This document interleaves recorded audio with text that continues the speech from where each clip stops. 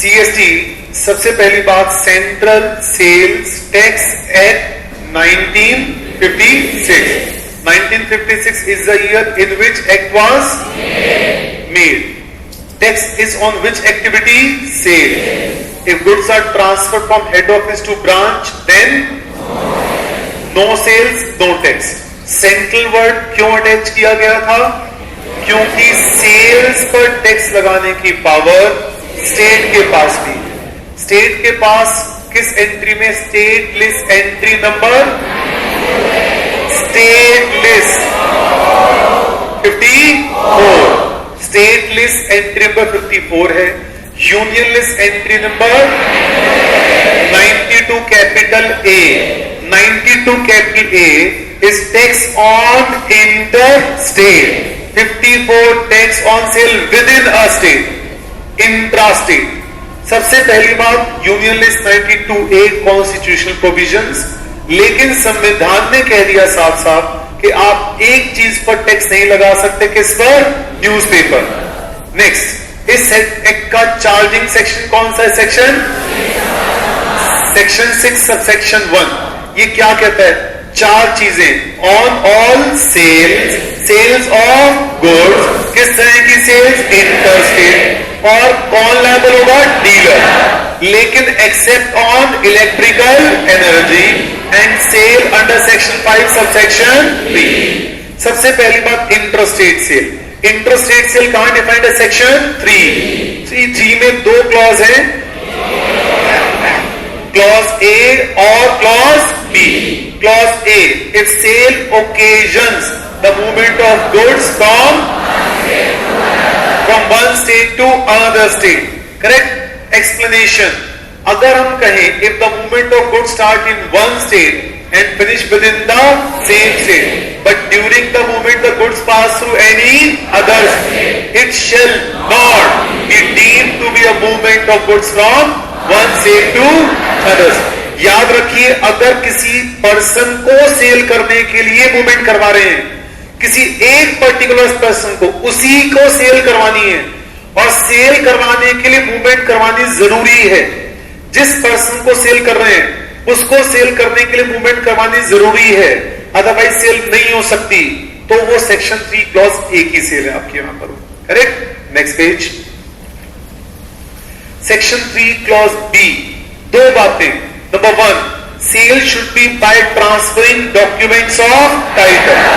And it should be during the movement of goods from one state to another state. Movement of goods shall start when the goods are handed over to the transporter. Book में देखो ना, book में when the goods are handed over to the transporter, and it shall finish when the delivery is taken at the destination. Next, section 6 subsection 2. एक ही movement में अगर एक बार already interest rate cell हो चुकी है, उसी मूवमेंट में फिर दोबारा इंटरेस्ट रेट सेल होती है, तो लॉ कहता है एक ही मूवमेंट में हम पहली वाली सेल पर टैक्स लगाएंगे, इसके बाद वाली जितनी भी होंगी उन सबको हम एग्जेम्प्ट कर देंगे. All of them shall be exempted. अब इस सिचुएशन में फर्स्ट सेल कहां होनी चाहिए? 3A या 3B कहीं भी हो सकती है. लेकिन इसी मूवमेंट में अगर दोबारा गुड्स सेल करते हैं तो डॉक्यूमेंट के थ्रू ही पॉसिबल है, क्योंकि गुड्स तो ट्रांसपोर्टर के पास है. और जैसे ही अगर आपकी बिल्टी बिकेगी तो क्या लगेगा? 3B. आप सेलर इशू करेगा फॉर्म E1 और बायर से लेंगे फॉर्म C, अपने ऑफिसर को सबमिट कर देंगे. 2 बातें प्रूव करनी है कि मैंने जिससे सामान खरीदा है वो ऑलरेडी CST जमा करा चुका है, मेरा बायर रजिस्टर्ड डीलर है, और गुड्स उसके सर्टिफिकेट में 8 सबसेक्शन 3 में लिखे हुए हैं.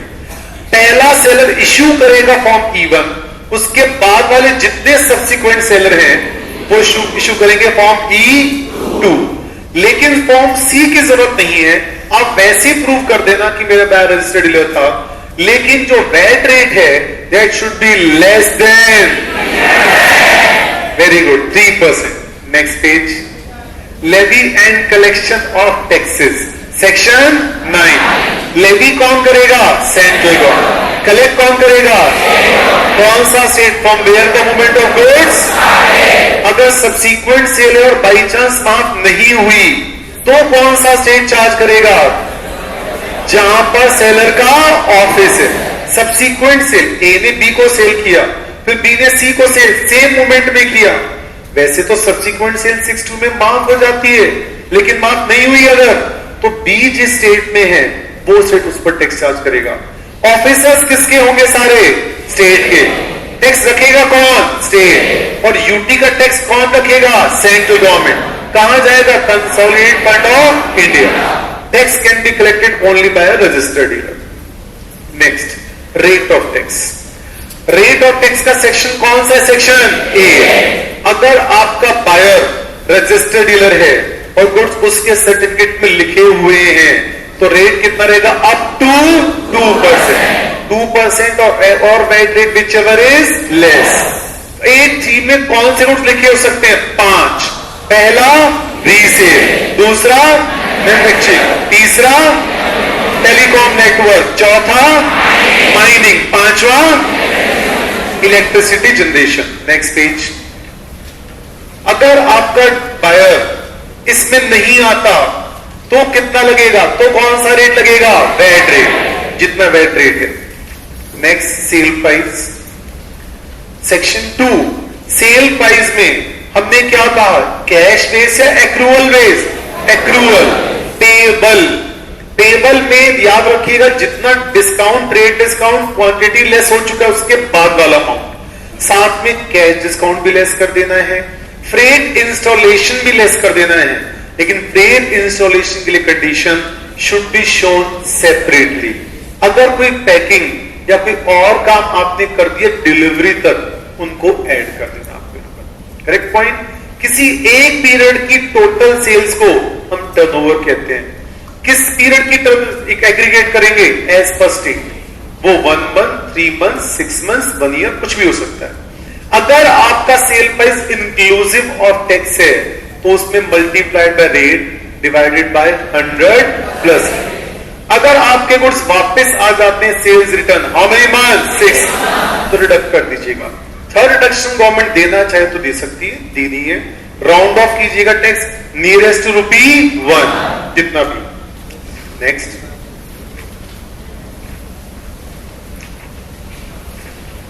Page 3.1। Page 3.1, when a sale is said to take place outside the state। कब हम मानते हैं कि सेल आउटसाइड स्टेट है? सबसे पहले हम डिसाइड करते हैं when a sale is inside। Nexus theory, connection theory, इससे इसका डिस्प्यूट आया था। हम ये देखते हैं किस स्टेट को टैक्स दोगे। ये सेक्शन 4 इंटरस्टेट डिसाइड नहीं करता। ये कहता अगर इंटरस्टेट सेल है तब तो आप जानते हैं कि लॉ सेंट्रल गवर्नमेंट बनाएगी।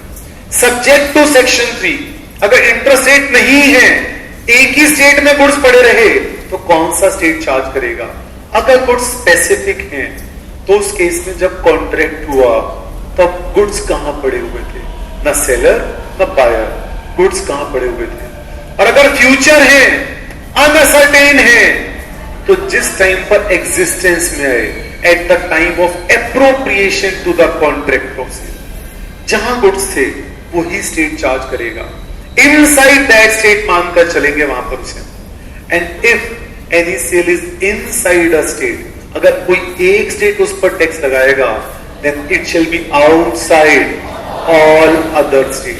आउटसाइड का मतलब बाकी कोई स्टेट उस पर टैक्स नहीं है। जिस स्टेट में गुड्स हैं वही लॉ बनाएगा, वही टैक्स लगाएगा। अगर सेलर कहां है, बायर कहां है, कॉन्ट्रैक्ट कहां हुआ, मुझे इससे फर्क नहीं पड़ता। ओके? और अगर एक कॉन्ट्रैक्ट है और गुड्स अलग अलग लोकेशन पर पड़े हुए हैं, if there is a single contract for sale of goods lying at different places, then it shall be assume that there were separate contracts. हर एक स्टेट अपने अपने गुड्स पर टैक्स चार्ज करेगा। ये है intra state sale. Last one section 5, तीसरी sale. 3 sale आती है, इंटर, इंट्रा और इंटरनेशनल सेल। इंटरनेशनल सेल पर आइए, सेक्शन 5। इंटरनेशनल सेल ये कहती है if sale has occasion the import और एक्सपोर्ट, एक पॉइंट अपने सामने। और दूसरा पॉइंट, अगर हम इंपोर्ट की बात करेंगे तो कहेगा if it is effected by transfer of documents of title of goods before goods have cross custom frontier of India. Import की बात आ रही है तो before goods have cross custom frontiers of India. अगर एक्सपोर्ट की बात आएगी after the goods have cross custom frontiers of India. उसके साथ साथ हमने देखा एक पॉइंट और, penalty made sale, section 5 subsection 3 वो कहता है ए ने बी को सेल किया, बी ने एक्सपोर्ट कर दिया, तो ए टू बी सेल भी एग्जेम्प्ट है, लेकिन ये तभी एग्जेम्प्ट है जब पहली बार बी के पास एक्सपोर्ट का ऑर्डर होना चाहिए था, उसी को पूरा करने के लिए उसने ऐसे गुड्स परचेज किए। इसके लिए बी कौन सा फॉर्म इश्यू करेगा? H, form H shall be issue. पिछले पेज पर देखिए ऑब्जेक्टिव्स ऑफ द एक्ट। इस एक्ट का ऑब्जेक्टिव क्या था?